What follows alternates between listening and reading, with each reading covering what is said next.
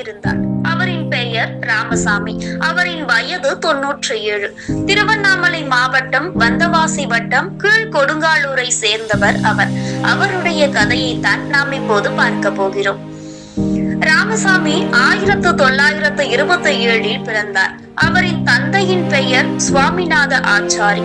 அவரின் தாயின் பெயர் முனியம்மாள். அவர் 3 வயதிலேயே அவரின் தந்தையை இழந்துவிட்டார். அவரின் தாய்தான் பார்த்து கொண்டு வந்திருந்தார். சில வருடங்களுக்கு பிறகு நன்றாக படித்து நல்ல வேலைக்கு போக வேண்டும் என்று ராமசாமி ஆசிரியர் நினைத்தார். அந்த காலத்தில் வெளிச்சம் எதுவும் இரவு நேரத்தில் இல்லை.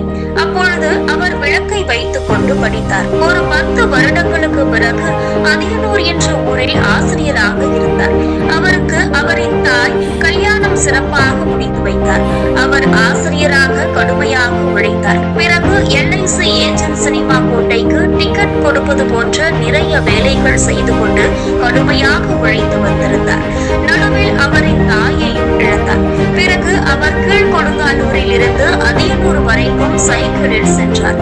தினமும் சைக்கிளிலே தான் போய்கொண்டு வந்திருந்தார். ராமசாமி ஆசிரியர் என்றாலே ஊரில் உள்ள அனைவருக்கும் தெரியும்.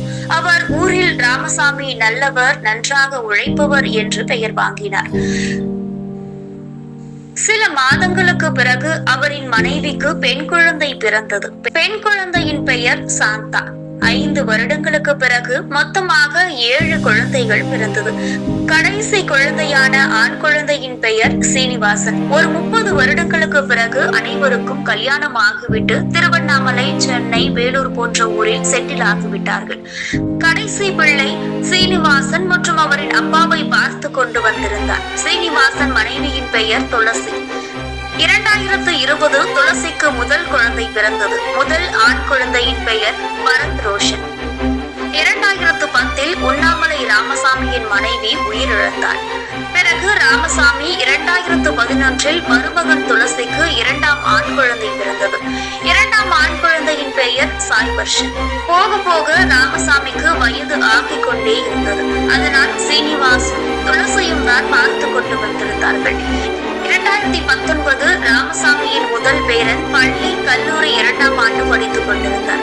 2ஆம் பேரன் 5ஆம் வகுப்பு படித்துக் கொண்டு வந்திருந்தார். 2019 ராமசாமி அவர்கள் கீழே விழுந்து இடுப்பு எலும்பு உடைத்தது. அப்பொழுது அவரின் சின்ன பேரனும் பெரிய பேரனும் சேர்ந்து கொண்டு பார்த்து கொண்டிருந்தனர். 2022 96 வயது பிறந்த நாள் கொண்டாடினார்.